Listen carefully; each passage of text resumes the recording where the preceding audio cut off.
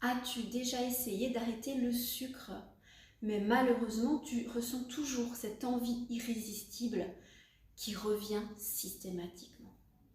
Et si finalement, c'était pas juste une question de volonté, ni seulement une problématique physiologique ou émotionnelle. Aujourd'hui, on va explorer une autre dimension essentielle. Ce sont les causes physiologiques de la dépendance au sucre. Parce que tes pensées, tes croyances et tes habitudes profondes jouent un rôle immense dans cette relation compliquée que tu as avec le sucre. Premièrement, depuis des années, tu as certainement entendu ou même très certainement adopté des croyances telles que le sucre me donne de l'énergie ou je ne peux pas vivre sans un petit plaisir sucré. Et celle que j'entends le plus fréquemment, c'est plus fort que moi, je suis trop gourmande. Ces croyances, elles influencent inconsciemment tes choix et elles renforcent cette envie de sucre.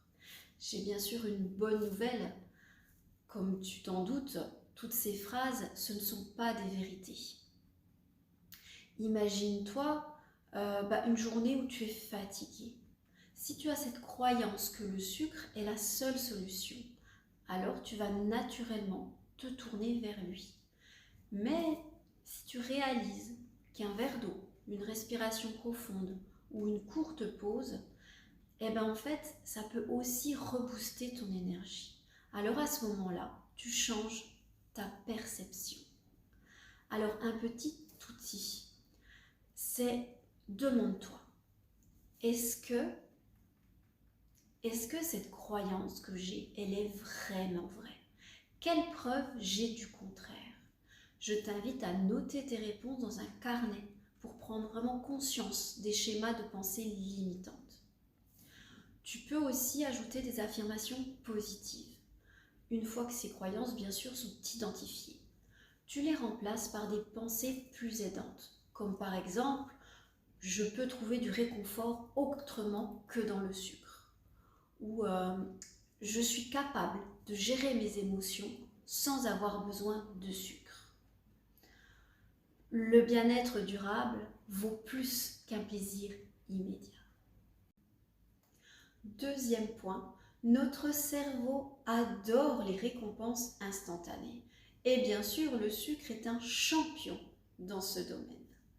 Mais ce besoin d'immédiateté, il empêche souvent de faire des choix plus bénéfiques sur le long terme. Par exemple, tu as un coup de fatigue. Et à ce moment-là, tu hésites entre manger une pomme et un biscuit. Le biscuit, bien sûr, il t'apportera un plaisir immédiat. Mais la pomme, elle va nourrir vraiment ton corps. Donc, je t'invite, dans ces cas-là, à prendre 10 secondes avant de craquer. Et pose-toi cette question. Est-ce que ce choix me rapproche ou m'éloigne de mon bien-être? Je te propose aussi de faire l'exercice suivant, c'est d'essayer de repousser ton envie de 5 minutes. Puis, tu augmentes progressivement cette durée. Tu verras que dans bien des cas, l'envie, en fait, elle finit par passer d'elle-même. Troisième point, si tu te mets beaucoup de pression au travail, en famille ou des attentes personnelles, ça on est très, très fort là-dessus, tu peux voir le sucre comme un moment de relâche. C'est une façon de compenser l'exigence que tu t'imposes.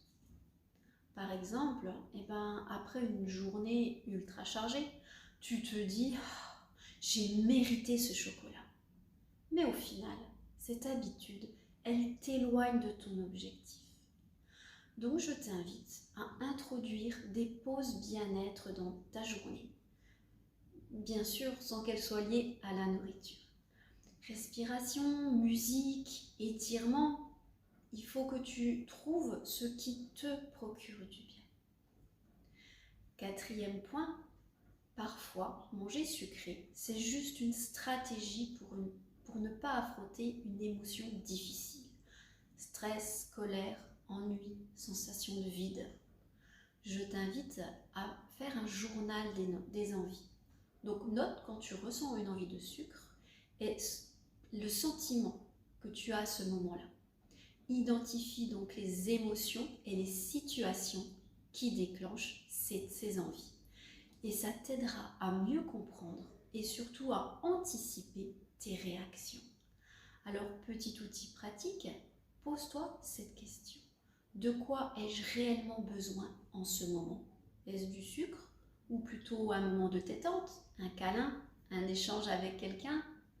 Voilà, en conclusion, ces mécanismes psychologiques peuvent sembler profondément ancrés, mais avec des outils simples et une prise de conscience progressive, tu peux changer ta relation au sucre. Alors, commence dès aujourd'hui avec un des exercices que je viens de te donner et observe la différence. N'hésite pas à me partager dans les commentaires ce que tu vis.